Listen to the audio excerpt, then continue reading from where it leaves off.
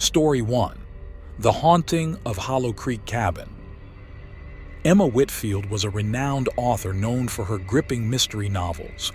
Under the pressures of a looming deadline and a need for solitude to ignite her creativity, she decided to rent an isolated cabin far from the bustling city. Hollow Creek Cabin seemed like the perfect retreat, a secluded haven surrounded by dense forests, a tranquil creek, and the promise of uninterrupted peace. As she drove through the winding roads leading to Hollow Creek, Emma felt a twinge of excitement mixed with apprehension.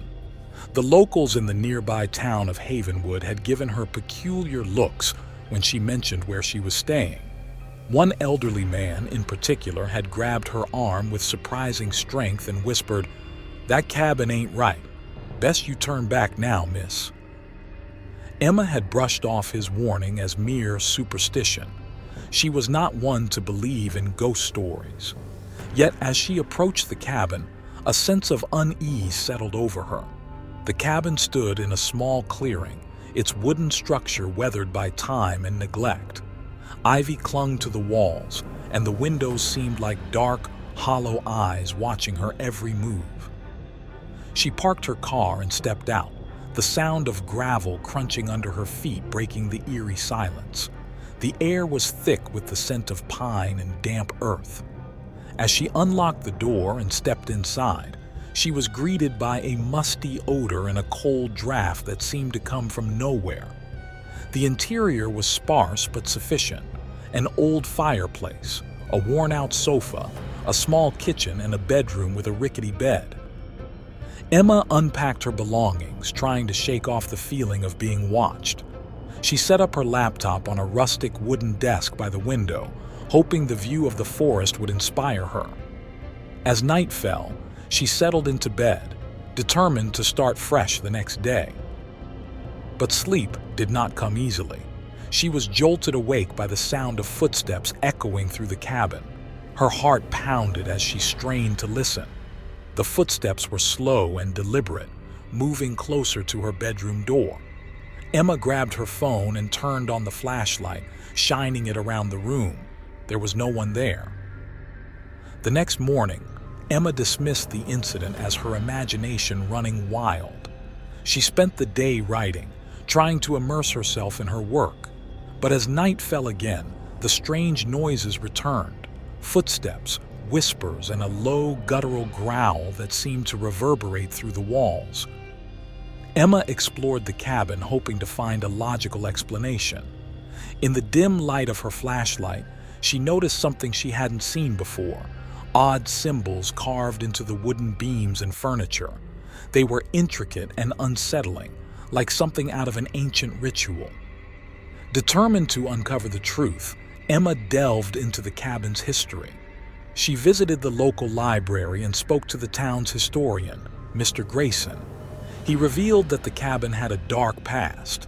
Decades ago, it had been the site of a series of mysterious disappearances. The last known occupant was a woman named Margaret, who had gone mad and disappeared without a trace. Her diary had been found, filled with disturbing accounts of supernatural occurrences. Emma returned to the cabin with the diary in hand. She read through Margaret's frantic entries, which spoke of ghostly apparitions, objects moving on their own, and a malevolent presence that seemed to want her gone.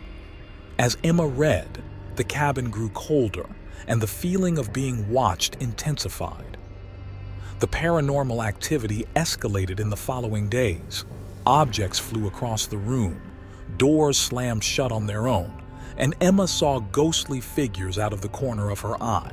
The nightmares were the worst, vivid and horrifying, showing her glimpses of the cabin's violent past. In desperation, Emma contacted a local paranormal investigator named Lucas and the historian Mr. Grayson. They agreed to help her, intrigued by the cabin's dark history. They conducted a seance, hoping to communicate with the spirits and find a way to end the hauntings. The seance started calmly, but as they delved deeper, the atmosphere grew charged with a malevolent energy. The candles flickered wildly, and a cold wind whipped through the room. The table shook, and a deep, disembodied voice echoed through the cabin, warning them to leave. Suddenly, the room plunged into darkness.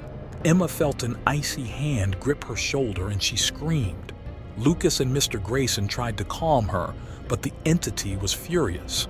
Objects flew through the air, shattering against the walls. The door slammed shut, trapping them inside.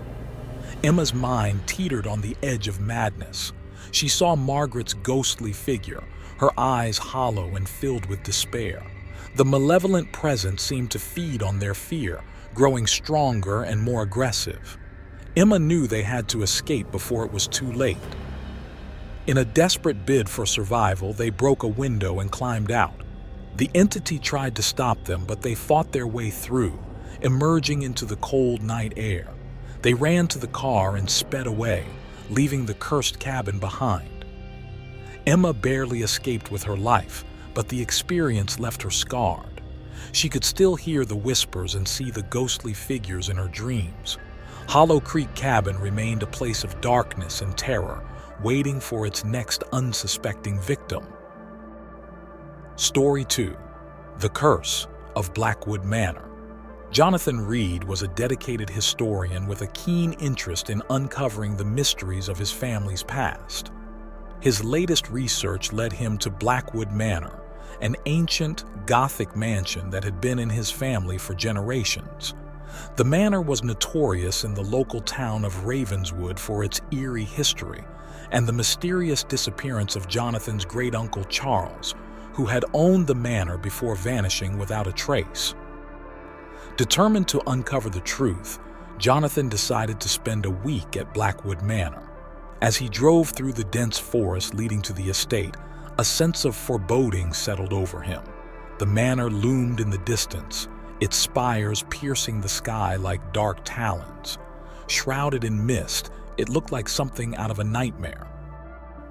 Upon arriving, Jonathan was greeted by the caretaker, Mr. Grimsby, a dour man who had served the Reed family for decades. Mr. Grimsby warned Jonathan about the manor's cursed history and the strange occurrences that had plagued it for years. But Jonathan, driven by curiosity and a sense of duty, dismissed the warnings as superstitions. The manor was a labyrinth of shadowy corridors, grand halls, and forgotten rooms. Jonathan felt a chill as he explored the house, his footsteps echoing in the silence. He found old photographs, letters, and a journal belonging to his great-uncle Charles. The journal was filled with cryptic entries about dark rituals and the occult, revealing that Charles had been obsessed with summoning and binding spirits. That night, as Jonathan tried to sleep, he was disturbed by faint whispers and a cold draft that seemed to come from nowhere. He dismissed it as his imagination, but the feeling of being watched persisted. Over the next few days, the hauntings intensified. Doors would slam shut on their own, objects would move without explanation, and ghostly apparitions would appear and vanish in an instant. Determined to uncover the truth, Jonathan delved deeper into his great-uncle's research.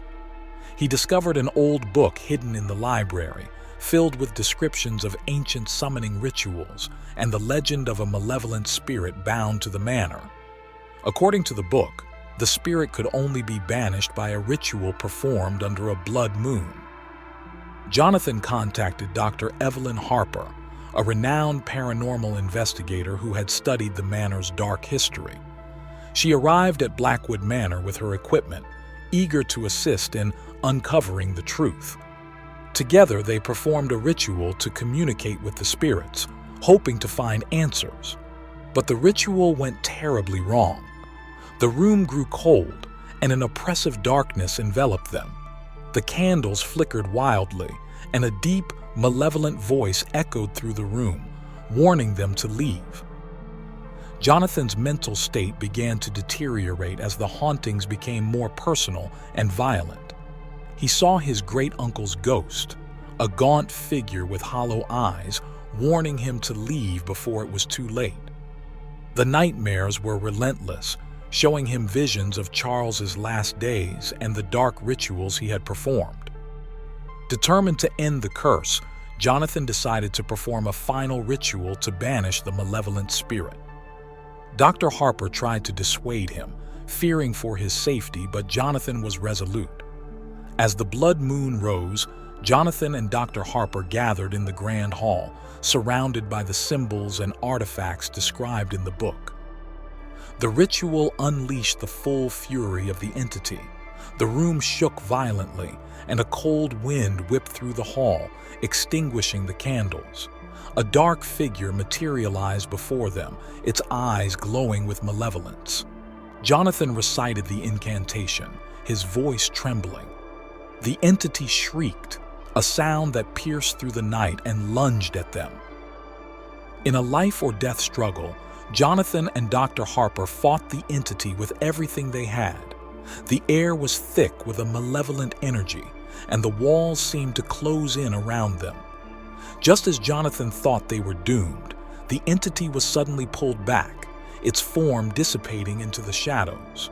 The room fell silent, and the oppressive weight lifted.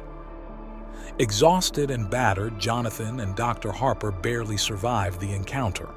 They left Blackwood Manor, knowing that while they had weakened the spirit, the curse was not fully banished. The manor remained a place of darkness and terror, its malevolent presence waiting for the next unsuspecting victim to fall into its trap.